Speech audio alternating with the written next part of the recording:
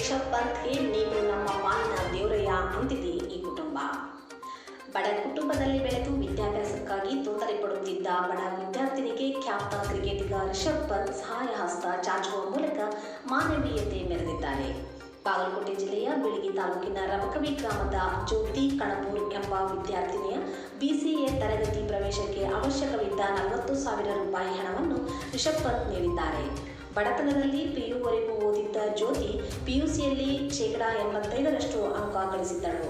ಮುಂದೆ ಓದಬೇಕು ಎಂಬ ಕನಸಿದ್ದರೂ ಸಹ ಕುಟುಂಬದ ಆರ್ಥಿಕ ಪರಿಸ್ಥಿತಿ ಚೆನ್ನಾಗಿರದ ಕಾರಣಕ್ಕೆ ಜ್ಯೋತಿ ಮುಂದೆ ಓದುವುದೇ ದುಸ್ತರವಾಗಿತ್ತು. ಸದ್ಯ ರಿಷಬ್ ಪಂತ್ ಮಾಡಿರುವ ಸಹಾಯದಿಂದ ಜ್ಯೋತಿ ಅವರು ಜಮಖಂಡಿಯ BLDE ಕಾಲೇಜಿನಲ್ಲಿ BCA ಪ್ರಥಮ ಸೆಮಿಸ್ಟರ್ ಪ್ರವೇಶ ಪಡೆದುಕೊಂಡಿದ್ದಾರೆ.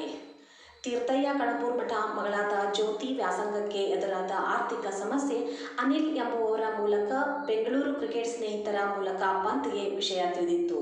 ಬೆಂಗಳೂರಿನ IPL ಕ್ರಿಕೆಟ್ ಸ್ನೇಹಿತರಿಂದ ರಿಷಬ್ ಪಂತ್ ಅವರಿಗೆ ವಿಷಯ ತಿಳಿದಾಗ ಪಂತ್ ನೇರವಾಗಿ BLDE ಕಾಲೇಜಿಗೆ 40,000 ರೂಪಾಯಿ ಹಣ ಸಂದಾಯ ಮಾಡಿದ್ದಾರೆ. ಸದ್ಯ ಕಾಲೇಜು ಆಡಳಿತ ಮಂಡಳಿಯೂ ಸಹ ರಿಷಬ್ ಪಂತ್ ಅವರಿಗೆ ಅಭಿನಂದನಾ ಪತ್ರ ಬರೆದಿದ್ದು ವಿದ್ಯಾರ್ಥಿನಿ ಜ್ಯೋತಿ ಸಹ ಧನ್ಯವಾದ ಅರ್ಪಿಸಿದ್ದಾಳೆ.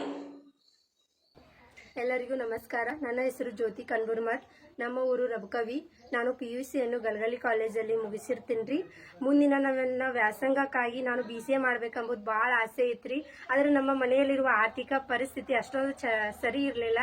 ಆದ್ದರಿಂದ ನಾನು ನಮ್ಮ ಊರಿನಲ್ಲಿರುವ ಅನಿಲನ ಹುಣಸಿಕಟ್ಟಿಯವರ ಬಳಿ ಹೋದಾಗ ಯಾವುದಾದ್ರೂ ಸ್ಕಾಲರ್ಶಿಪ್ ಅಥವಾ ಏನಾದರೂ ಆರ್ಥಿಕ ನೆರವು ಸಿಗ್ಬೋದೆಂದು ಕೇಳಿದಾಗ ಅವರು ಅಣ್ಣ ಅವರ ಬೆಂಗಳೂರಲ್ಲಿರುವ ಸ್ನೇಹಿತರನ್ನು ಕೇಳಿದಾಗ ಆಗ ಅಂತಾರಾಷ್ಟ್ರೀಯ ಕ್ರಿಕೆಟರ್ ಆದ ರಿಷಬ್ ಪಂತ್ ಸರ್ ಅವರನ್ನು ಕೇಳ್ತಾರ.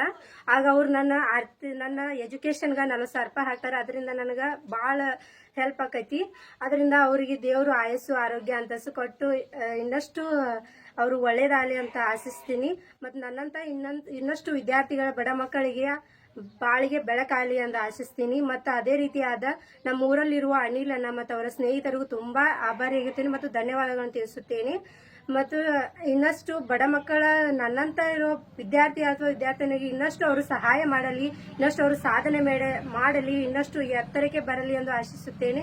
ಇನ್ನೂ ನನ್ನ ಅನಿಸಿಕೆ ಇನ್ನಷ್ಟು ಏನು ಹೇಳಬೇಕಂದ್ರೆ ಹೆಣ್ಣು ಮಕ್ಕಳನ್ನ ಉಳಿಸ್ರಿ, ಆದಷ್ಟು ಹೆಣ್ಣು ಮಕ್ಕಳನ್ನ ಕಲಿಸ್ರಿ.